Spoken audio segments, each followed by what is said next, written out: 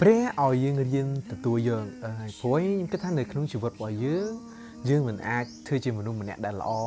ឬក៏ជាមនុស្សម្នាក់ដែលគេចូលចិត្តយើងឬក៏អីតោះតែយើងរៀនទទួលស្គាល់ការពិតថាខ្ញុំជាមនុស្សតែងតែធ្វើខុសខ្ញុំតែងតែមានកំហុសខ្ញុំតែងតែ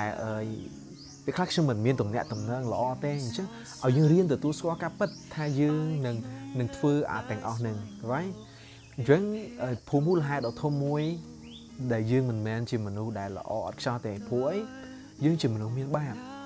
នេះហើយជាហេតុផលដ៏ធំមួយដែលយើងមិនមែនជាមនុស្សល្អអត់ខ្ចោះមិនមែនជាមនុស្សដែលគ្មានកំហុសសោះទេអញ្ចឹងត្រូវតែយើងទទួលស្គាល់ថាយើងជាអ្នកដែលមានបាប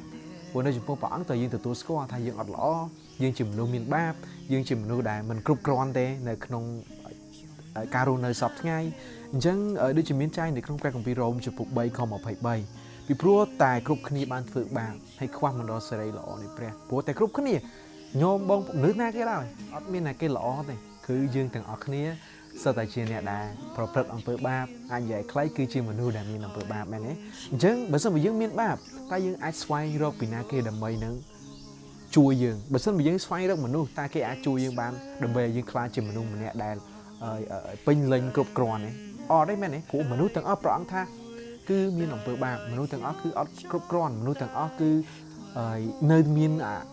អាភាពខ្វះខាតសម្រាប់ជីវិតរបស់ពួកគេអញ្ចឹងដូចជាមានចែងនៅក្នុងម៉ាថាយជំពូក5ខទី48ព្រះអង្គម្ចាស់គ្រប់លក្ខ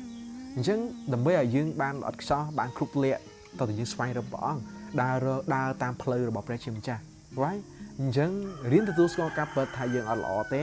នៅពេលយើងទទួលស្គាល់ការពិតថាយើងអត់ល្អយើងមិនគ្រប់គ្រាន់យើងមិនប្រសើរ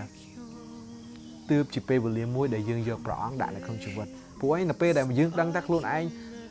ខ្វះខាតអីមួយគឺយើងត្រូវតែរកអានឹងមកបំពេញនៅក្នុងជីវិតរបស់យើងបាទអញ្ចឹងរឿងទាំងអស់ទទួលស្គាល់ការពិតថាយើងអត់ល្អទេប៉ុន្តែសូមឲ្យយកព្រះជាម្ចាស់ដើម្បីដាក់ឲ្យបំពេញនៅក្នុងជីវិតរបស់ពួកយើងមែនទេ